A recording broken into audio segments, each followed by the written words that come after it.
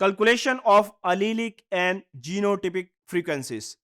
हमने last module के अंदर ये देखा कि जो अलीलिक फ्रीक्वेंसी और जीनोटिपिक फ्रीक्वेंसी है ये जनरेशन आफ्टर जनरेशन कांस्टेंट रहती है अगर एक्सटर्नल फैक्टर्स इन्वॉल्व ना हो। एक्सटर्नल फैक्टर्स के अंदर हमने म्यूटेशन का जिक्र किया, हमने सिलेक्शन का जिक्र किया, हमने माइग्रेशन का जिक्र किया या नॉन रैंडम मेटिंग का जिक्र किया। और हार्डी-वाइनबर्ग थ्योरम लार्ज पॉपुलेशन के ऊपर अप्लाई होता है, स्मॉल पॉपुलेशन के ऊपर अप्लाई नहीं होता। अब हम एक और एग्जांपल से चेक करते हैं कि क्या जो जीनोटिपिक फ्रीक्वेंसी या अलीलिक फ्रीक्वेंसी वो 1 के बराबर होती है या नहीं।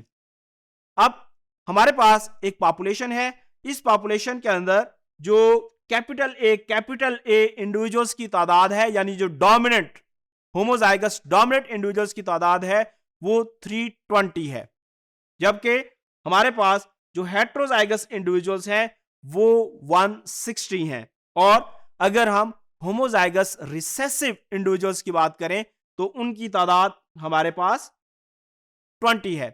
अब हम ये जो डाटा है इससे जीनोटिपिक फ्रीक्वेंसी भी कंप्यूट करते हैं और फिर अलीलिक फ्रीक्वेंसी भी कंप्यूट करते हैं और उसको देखते हैं कि क्या वो 1 के बराबर होती है या नहीं होती।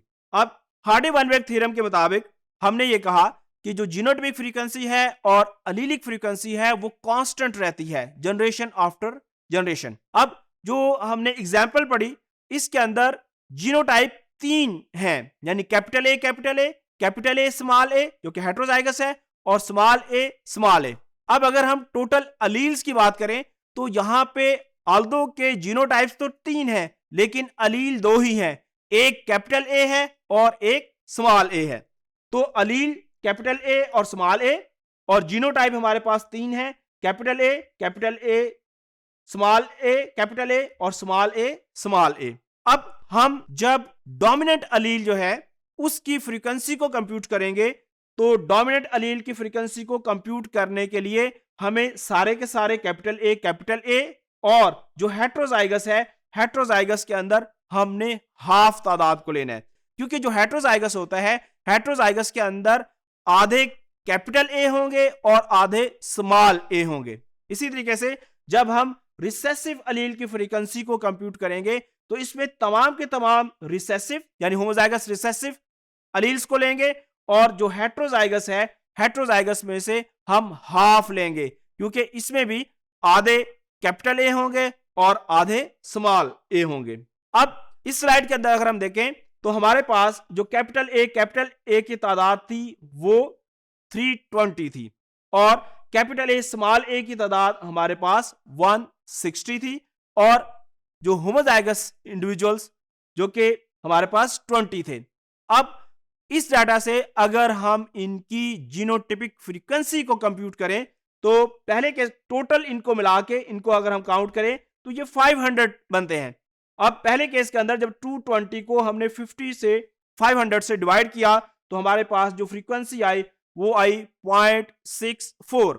सेकंड केस के अंदर जो हेट्रोजाइगस जीनोटाइप है जिसकी तादाद 160 है, जब 160 को हमने 500 पे डिवाइड किया तो हमारा जो आंसर है वो 0.32 आया और जब हमने 20 को 500 के पर डिवाइड किया तो हमारा जो आंसर है 0.04 आया।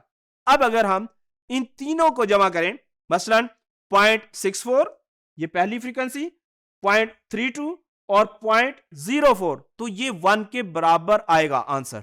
इसी तरीके से अगर हम अलीलिक फ्रीक्वेंसी को कंप्यूट करें तो हमारे पास जो ए अलील है उनकी तादाद कितनी है।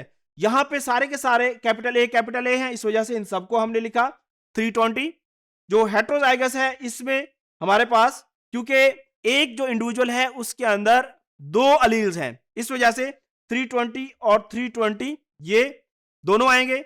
इसी तरीके से जो हेट्रोजाइगस है इसमें से क्योंकि आधे कैपिटल ए और आधे स्मॉल ए होते हैं, पेयर हैं, तो हमने इसमें से जो 160 को हमने डबल करना था लेकिन इसमें से आधे कैपिटल ए वाले हैं आधे स्मॉल ए वाले हैं तो हमने 160 लिए।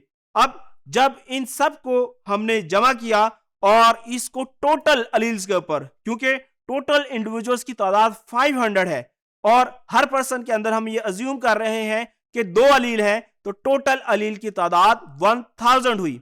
तो जब हमने 1000 पे इसको डिवाइड किया तो हमारे पास जो आंसर आया वो 0.8 है। इसका मतलब है जो डोमिनेंट अलील की जो फ्रीक्वेंसी है ये 0.8 है।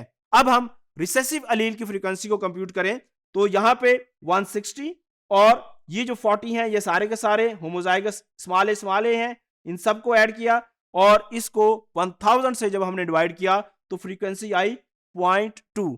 अब अगर हम इन दोनों को 0.8 प्लस 0.2 को ऐड करें तो हमारा आंसर 1 के बराबर आएगा, जो कि P plus Q is equal to 1। ये हार्डे-वाइनबर्ग थ्योरम ने कहा था।